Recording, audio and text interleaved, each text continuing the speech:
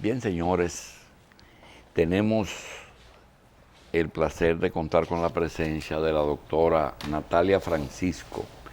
Natalia Francisco es ginecobstetra y tiene la especialidad de infertilidad, fertilización in vitro, inseminación artificial y cáncer de mama.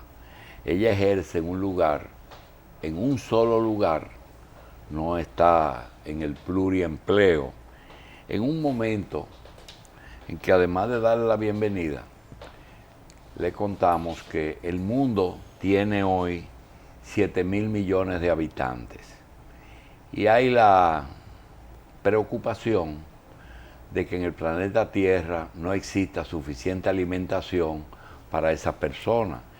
Entonces se han hecho una serie de propósitos como son, primero, la pastilla anticonceptiva. Segundo, el preservativo. Tercero, el aborto. Anteriormente se había instaurado el matrimonio entre dos personas de por vida porque se supone que una mujer es fértil y si tiene una sola pareja, en su vida activa de reproducción no podía tener más de 15 hijos, pero aún así era menos productiva que un hombre que anda sembrando espermatozoides en 8 o 10 mujeres, teniendo, como tenemos nosotros historia, de muchos hombres que tuvieron más de 20 y más de 30 hijos. Todo eso viene a estar en contra de la especialidad de la doctora. Todavía hay personas que no tienen la posibilidad de concebir, de tener hijos, y tienen que ir al médico a buscar reproducción asistida. Mientras algunos andan con el aborto buscando legalización, otros quieren tener o su primer hijo o están buscando el segundo, con métodos científicos ya establecidos para esa reproducción. De manera que de ese sector es que vamos a hablar de aquellos que quieren hijos porque quizás no tengan las condiciones anatómicas o fisiológicas para poder reproducirse. Le damos las gracias a la doctora Natalia Francisco y vamos a comenzar pidiéndole que nos diga, ¿son muchas las parejas que buscan hijos, doctora? Sí, doctor, varias parejas. Realmente en la actualidad, en nuestra sociedad, se presenta de un 25 a un 30% de los matrimonios. De los matrimonios que acuden a la consulta con con el deseo de llegar a concebir un embarazo y formar una familia. Doctora, ustedes los que trabajan en fertilidad, ¿cuál es la edad óptima para comenzar a reproducirse? Entre 25 y 35 años. Esa es la edad óptima para la mujer y el hombre, realmente.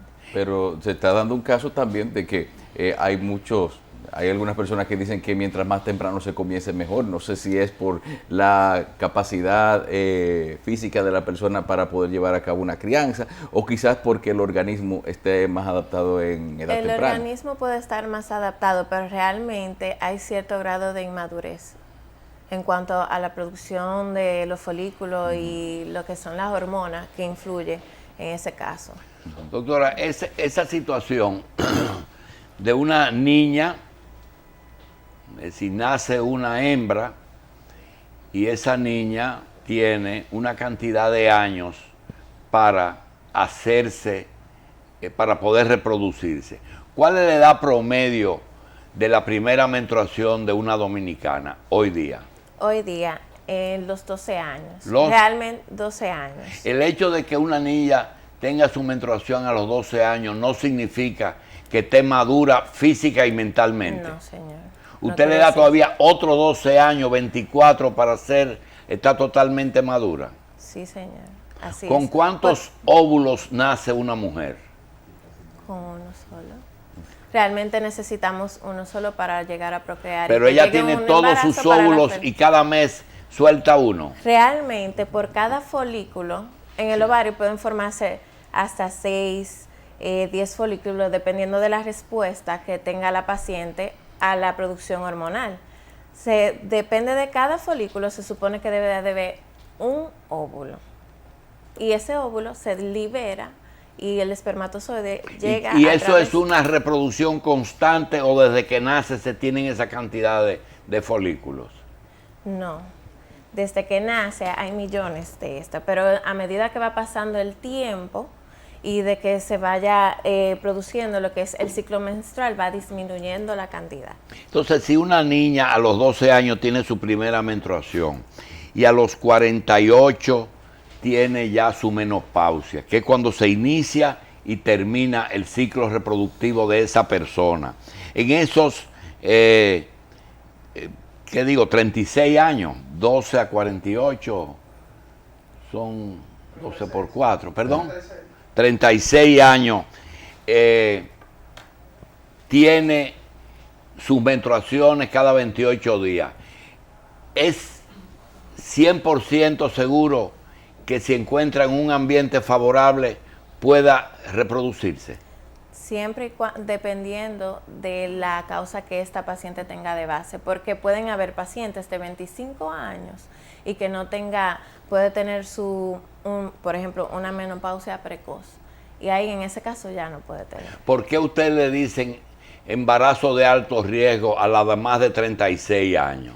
Por las enfermedades que se pueden, por la diabetes, hipertensión, son más propensas a esos tipos de enfermedades con la edad, el avance y el tipo, o sea, la afección que pueda tener a nivel de los vasos. Yo pensaba que era que la calidad del óvulo degeneraba a medida que iba aumentando la edad. ¿Se puede dar ese caso o es una realidad? Se puede dar ese caso. Hay pacientes de 35 años que pueden tener se pueden embarazar normalmente sin necesitar una reproducción asistida o óvulos de donantes. Pero, como también se puede dar el caso de que la paciente necesite acudir a eso, a la reproducción asistida, por medio Doctora, de óvulos de donantes. ese óvulo que ya es espermatozoide y óvulo que se conforma ya en un en un embrión. En un cuando embrión.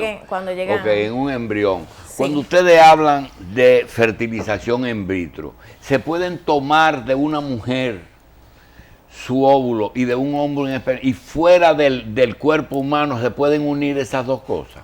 Sí, doctora, ahí es que llamamos lo que es la fertilización in vitro. Eso es lo que ustedes hacen. Sí, se estimula a la paciente con hormonas exógenas. Luego de que ésta se estimula, se lleva a un área de quirófano, se extraen los óvulos a través de un transductor transvaginal. ¿Dónde se encuentran esos óvulos? En los folículos a nivel del ovario. Pero en el ovario. Sí, Y lo hacen lo hacen vía vaginal o vía pared abdominal. vía vaginal. Vía vaginal. ¿Se puede ubicar bien un ovario por la vagina? Sí, doctor, con un ecógrafo. Con un Con un ecógrafo. La imagen la ven. Claro, Muy con bien. un ecógrafo. Entonces, ¿cuántos óvulos toman? Dependiendo de la cantidad de folículos que la paciente, hay veces que nosotros podemos extraer hasta 20 óvulos. Y esos 20 óvulos ya lo tienen fuera. Sí. ¿Cómo lo conjugan con el espermatozoide? Hacemos un lavado espermático, le decimos a la pareja de la paciente. Puede ser la misma pareja. Claro, la misma pareja. Eso es en siempre y cuando pareja se- que tengan problemas que no se puedan, Que por no puedan- razones mecánicas, no que se no puedan pueda hacer de manera encontrarse. natural, entonces hacemos esa reproducción asistida, una de ellas. Entonces le pedimos al paciente que tome una muestra de semen, Sí. luego le hacemos un lavado espermático y en un medio de cultivo colocamos el óvulo ya maduro y lo que hacemos es Entonces lo colocarlos fecundan fuera, doctora, ese es el punto. Fuera. Y ya eso fecundado, que es un pequeño embrioncito, ¿dónde lo implantan para que pueda ya reproducirse, crecer, digo. Nosotros tomamos unos días, preferiblemente 5 días, que ya llegan a blastocisto, que es cuando nosotros lo dejan 5 días fuera, doctora. En una incubadora especializada. Pero fuera del útero de la mujer. Fuera del útero de la mujer, y vamos observándolo a través de un microscopio. Su evolución. Exactamente, la división celular, hasta que llegue a blastocisto, un embrión de buena calidad. Entonces transferimos con una cánula especializada a través del orificio cervical, vía transvaginal en el útero. Me va a perdonar, pero hay muchas preguntas que uno lo hace. Claro. Cuando vienen embarazos múltiples, ¿ustedes pueden determinarlo en ese momento, cuando realmente tan temprano?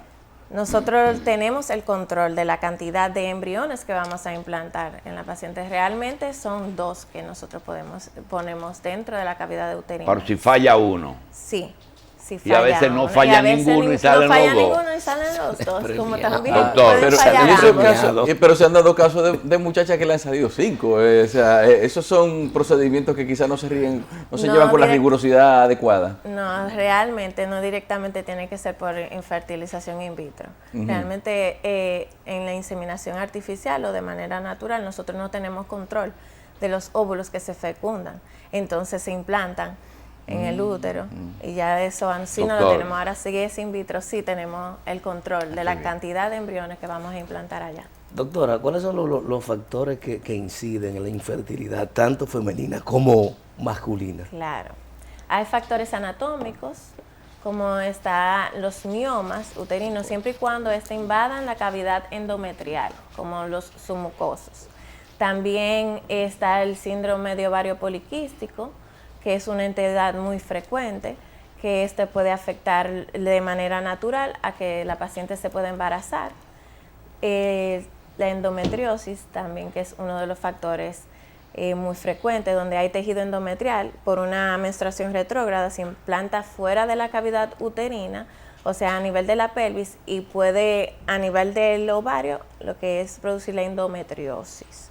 Ese es otro de los factores, y como también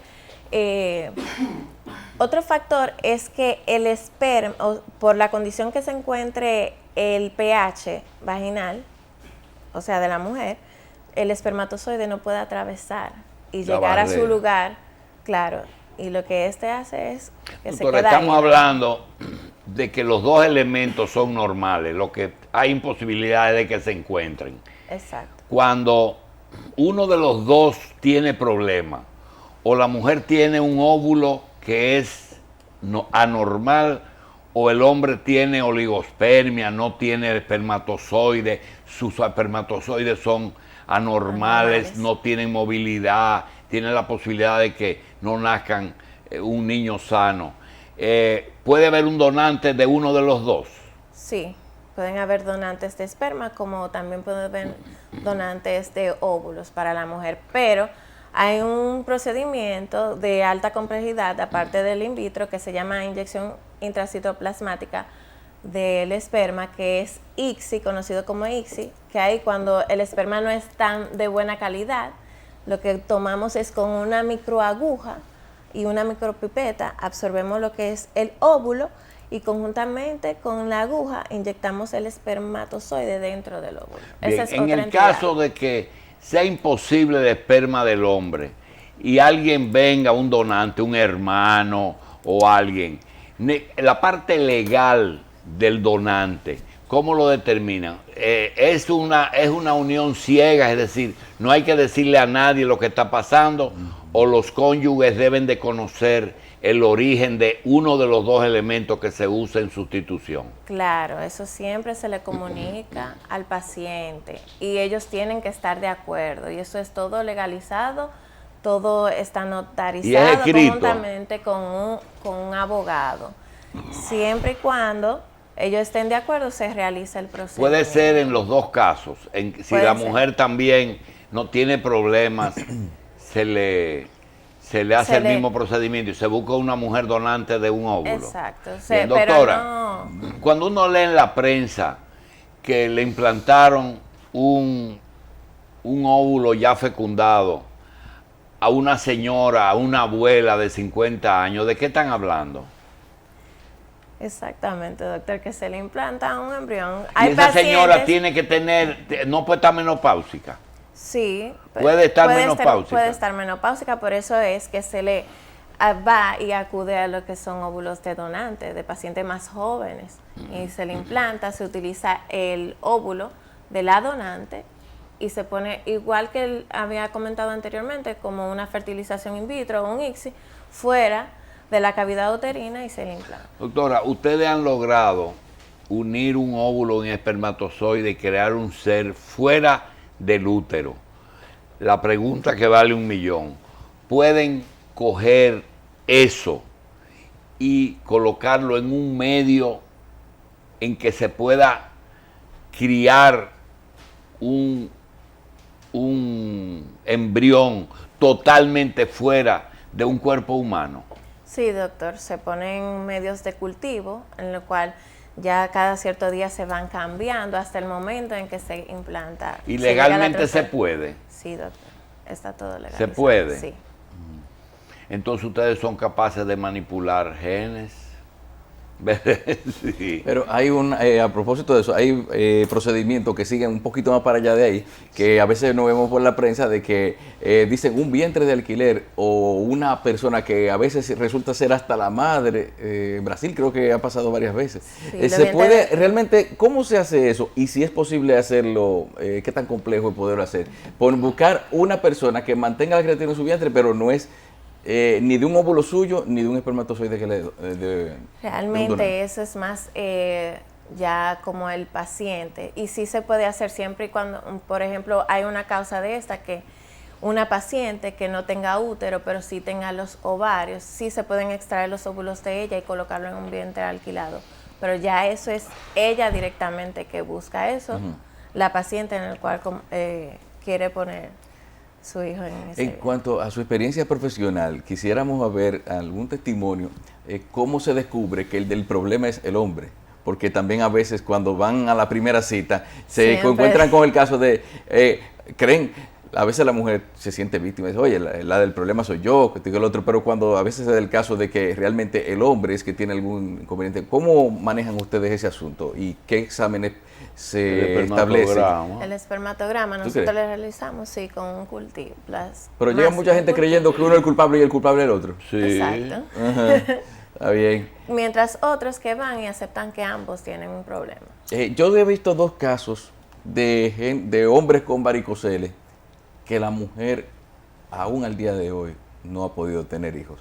Es muy influyente esa pérdida de irrigación para el hombre en lo que es la... Sí, el varicocele puede afectar bastante dependiendo el grado que sea, pero también no todo varicocele se opera. Pero con los avances tecnológicos que ahora tenemos... ¿Dónde se forman los óvulos? Los óvulos. ¿En qué parte de la mujer? ¿En el ovario? En el ovario. ¿En qué parte del ovario? En los folículos. En el ovario, dentro del ovario existen los folículos que son como si fuesen microquistes que en la sonografía cada mes? ¿Cómo llega cada mes ese óvulo a la vagina? ¿Dónde se encuentran primero? ¿En la vagina o en el cuello? No. Se encuentra en el ovario, doctor. En el mismo ovario. ¿Y el espermatozoide va al ovario?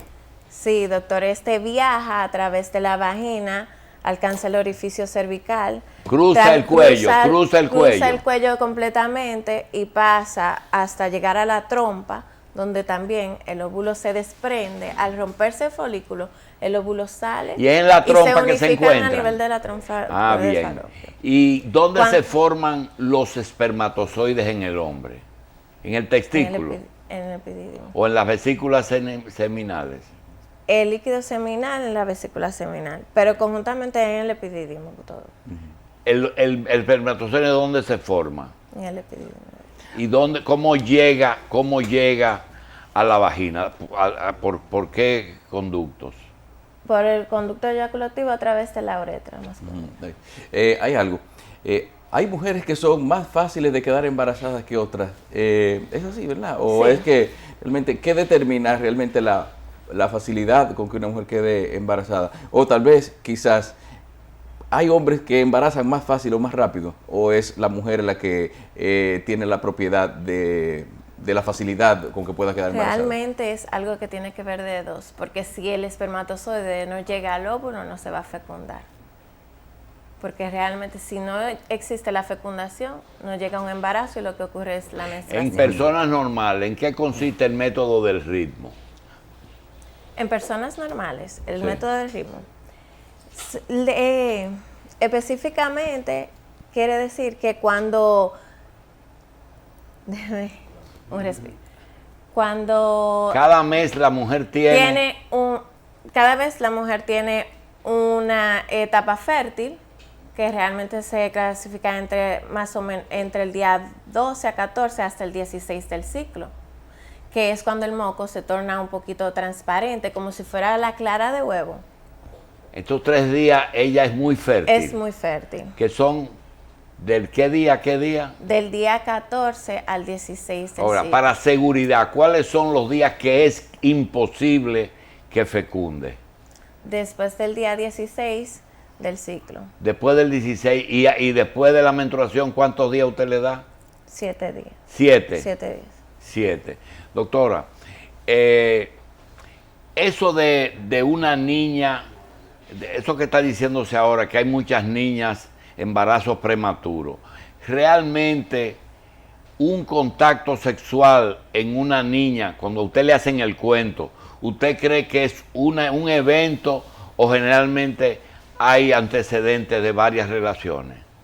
Ya hay antecedentes de varias relaciones en el Seguro. momento. Pero también con una sola relación sexual, dependiendo si ella está en el periodo fértil, puede quedar embarazada. No se necesita varias ocasiones, puede ser también con una sola relación sexual y quedar embarazada. Los malestares que manifiesta una mujer durante su menstruación, cuando se queja, ¿eso es ficticio o es real? Es real. Es real. Es real. ¿Por qué? Realmente. Si es fisiológico. Sí, pero recuerde que hay una liberación, con respecto a la dismenorrea, hay una liberación de hormonas, principalmente actúa mucho lo que es la prostaglandina, la liberación de prostaglandina y otros ácidos que se liberan y producen el dolor. Y al mismo tiempo, estos malestares producen lo que es la diarrea, el vómito y el mareo en ellos. Por eso es que la mayoría de las pacientes no pueden acudir realmente, las niñas. Tienen que ser tratadas con AINES o con anticonceptivos orales para que mejorar el dolor o simplemente no pueden ir a la clase. ¿Cuáles son las dos hormonas principales en el hombre y en la mujer que determinan el hombre y la mujer? La testosterona y la androsterona. La testosterona y los andrógenos también. Y los andrógenos.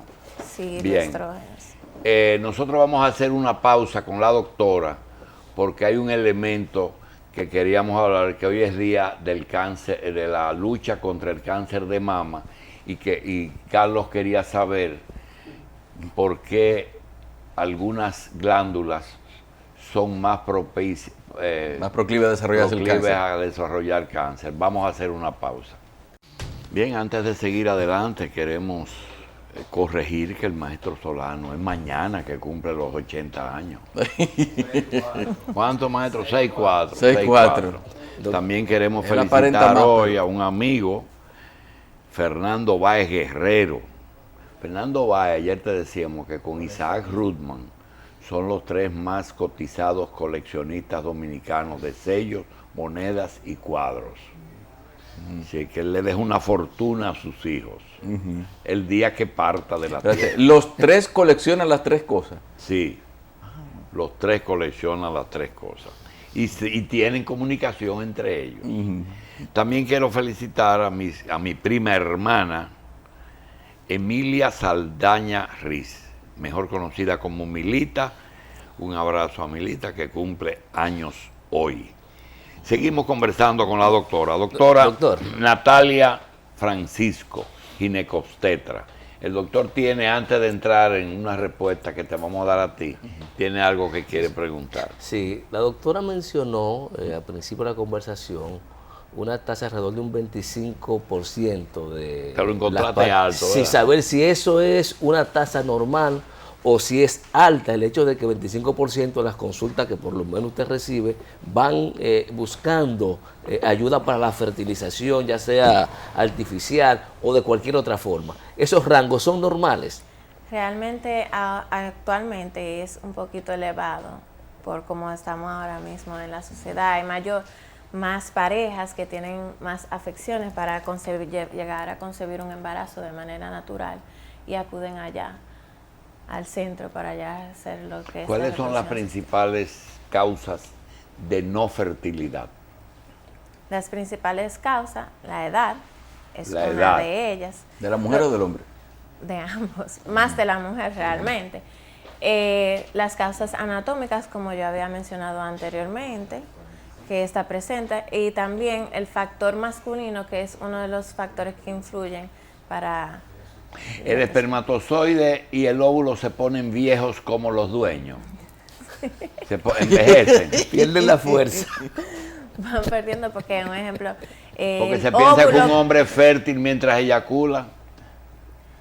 es que realmente en cuanto a la producción de espermatozoides, ya empieza en el hombre en la pubertad hasta al final, todo el resto de su vida. Pero un ejemplo, la mujer va entre la vida intrauterina y a medida que va avanzando el tiempo, ya va disminuyendo lo que es la producción.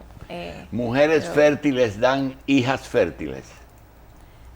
Sí y no, eso depende de la causa. En la de historia cada- familiar que ustedes encuentran, Sí. encuentran que hay familias que son más fértiles que otras. Sí. Bien, doctora, Carlos preguntaba cuáles eran, hoy es día de la lucha contra el cáncer de mama, sí. seno, y Se nos ocurrió nosotros pensar, decíamos que el cáncer de mama, el cáncer de ovario y el cáncer de tiroides quizás sean los cánceres más comunes en mujeres. Y cuando hablamos encontramos que el común denominador era una glándula, son 3 glándulas. ¿Tienen que ver eso? Sí, realmente acá en nuestro país uno de los cánceres más frecuentes es el cáncer de mama, le sigue el cáncer cervical y el de ovario en cuanto a la mujer. Esos son las 3. ¿El problema hormonal tiene relación con el cáncer? Sí, hay problema hormonal, una sobreproducción de estrógeno, eso sí puede influir mucho en la producción de, ¿cómo acá podemos ver? En la producción de el cáncer de mama. Hay muchos factores hormonales, principalmente la sobreproducción de estrógeno, eso es uno de lo que influye. Realmente se les recomienda a la paciente, incluso cuando toman los anticonceptivos orales, si tienen antecedentes familiares de padecer de cáncer de mama, no utilizarlo. ¿El anticonceptivo es una causa de cáncer? No es una causa directamente, no es una causa directa, porque aunque sean combinados que tengan de estrógenos y progestágenos, pero a las pacientes que sí han tenido antecedentes con familias, que realmente la mayoría son a nivel genético, se recomienda que no lo utilicen. Es cierto que en una etapa de producción, cuando la mujer está teniendo sus hijos, el cáncer de mama es menos frecuente. Mire, doctora, depende, porque hay incluso mujeres embarazadas en la condición en que se encuentra por la congestión mamaria, puede pasar desapercibido, a menos que no se haga un buen examen de la misma, pero puede pasar desapercibido, pero no. Yo no sé si usted tiene la estadística de un nódulo en un seno que una mujer encuentre. ¿Qué porcentaje está positivo y qué porcentaje es un quiste? No tengo específicamente la estadística, pero sí le podría decir que se presenta mayormente en un 35% de los casos. Se dice que en la axila hay algunos residuos embrionarios de tejido mamario. Por eso Sí, hay se algunas puede mujeres que creen que tienen tienen un golondrino y lo que tienen es un seno adicional. Sí. Pregunta, ¿los desodorantes tienen influencia en los problemas mamarios? No, una ¿verdad? leyenda urbana se dice mucho. De que es bueno No, aclarar. Eso es endocrino, eso es a nivel endocrino, pero eso no tiene que Doctora, ver con... el diagnóstico temprano es vital en el cáncer de mama. Sí, es vital. Incluso se recomienda que la paciente se haga una autoevaluación ella misma antes del periodo menstrual y después finalizado este. Y que siempre acuda a su chequeo anual para el mismo. Si la incidencia es tan alta, ¿por qué el médico no recomienda la mamografía 2 o 3 veces al año? No, doctor, porque si en una paciente que no encontramos ningún tipo de alteración en el momento, se recomienda hacérsela anual. Ahora, si nosotros, por ejemplo, una paciente con un quiste, dependiendo de su tamaño, se le hace un chequeo ultrasonográfico de 3 a 6 meses, que acuda nuevamente a hacerse la sonografía si esté aumentado o no de tamaño. Ustedes en personas que tienen antecedentes familiares, nosotros conocemos de 5 hermanas y una madre que todas tuvieron sospecha de cáncer de mama. ¿Ustedes recomiendan mastectomía preventiva? Actualmente se hace la mastectomía preventiva. Actualmente, incluso el caso de Angelina Jolie, que ella se había hecho ese tipo de procedimiento. Pero hay cosas que son, dependiendo de a costo-beneficio de la paciente, porque incluso hay lo que son los BRCA1 y 2 que se le mandan a realizar a la paciente, que son marcadores predictivos a este. Doctor, esta mañana nosotros hicimos un comentario, producto de experiencia en la calle, que queremos que usted lo confirme o lo niegue. El seno para una mujer es importante, desde el punto de vista estético y desde el punto de vista de madre, de reproducción. Es decir, es el signo que la mujer tiene como signo exterior de ser mujer. Y por ello también tiene problemas de tipo estético, siempre quiere tener unos senos. El efecto devastador que tiene un diagnóstico de cáncer en una mujer. Hablen un poquito de eso. Sí, porque no solamente el pase que ella va a transcurrir, porque no es sola que ella va a vivir esa experiencia, sino también los familiares, un afecto emocional de que algunas sí pueden sobrevivir y sobrepasan y otras no llegan, dependiendo del tipo de cáncer que tenga y la agresividad de este y en la etapa en que se haya detectado. Porque hay personas que sí se encuentran una masa, pero no acuden de una vez, sino con el temor de que vaya a ser, es un cáncer o no va a ser un cáncer, o simplemente no quieren acudir y llegan a una etapa tardía. ¿De qué se muere la mujer de cáncer cuando muere de cáncer de seno?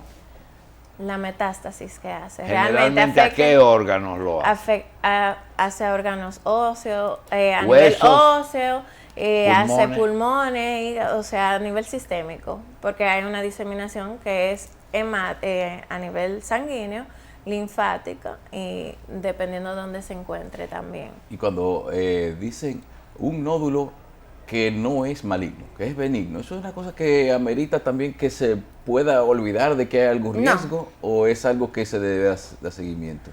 Se le debe de dar seguimiento, incluso dependiendo del tamaño, se toma independientemente de todo, por la clínica, uno toma una biopsia de la misma, incluso se extrae el nódulo.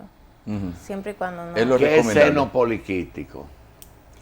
No es enfermedad fibroquística. Fibroquística, ¿qué es eso? Eso es cuando la paciente tiene múltiples quistes en las mamas y a pesar de que se le extraen, estos, como quiera, la misma glándula. ¿Eso es benigno?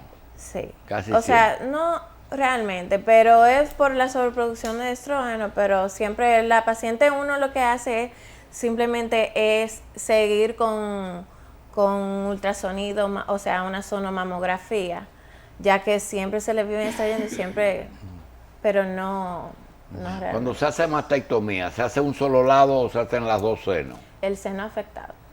Doctora, ¿usted sería partidaria, viendo la tragedia que es para una muchacha, para una mujer joven, de buenas a primeras, tener su pecho liso, que los seguros cubran la prótesis?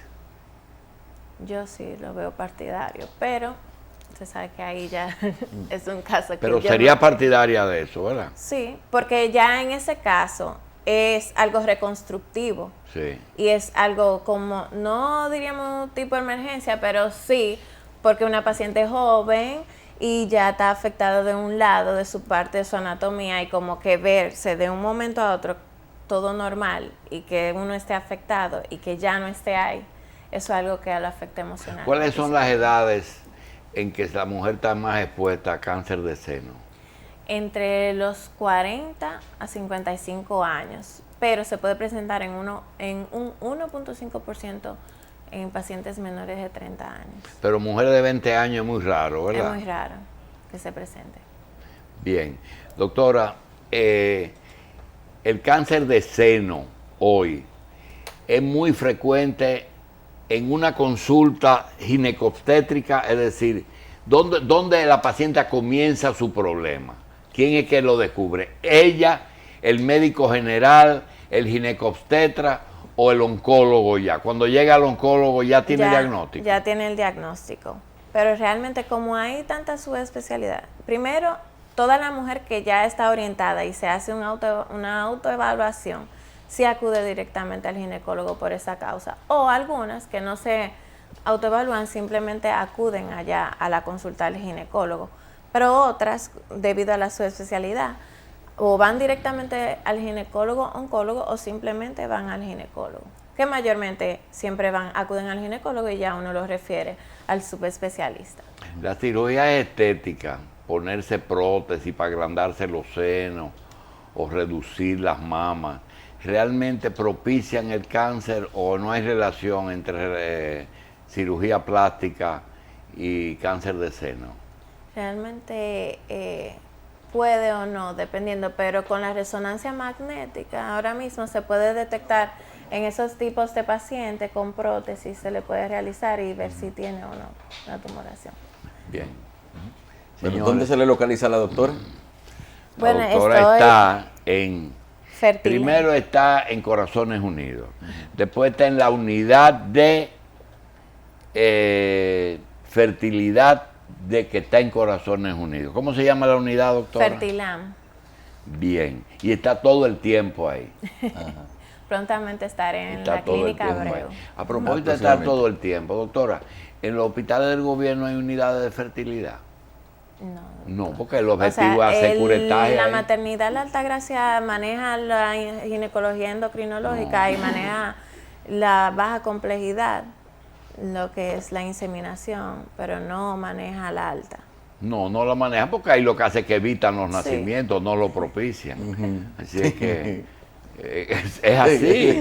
Tú no ves una unidad de fertilidad en un hospital del Estado. No. Porque hay lo que hay que matar muchachos por Que vengan lo menos posible. Ella, su problema es pro vida. Ella es pro Sí, vida. claro. Lo otro es pro lo que tú sabes, pro aborto. Doctora, gracias. Gracias Doctora por la invitación. Natalia Francisco, gracias por estar con nosotros.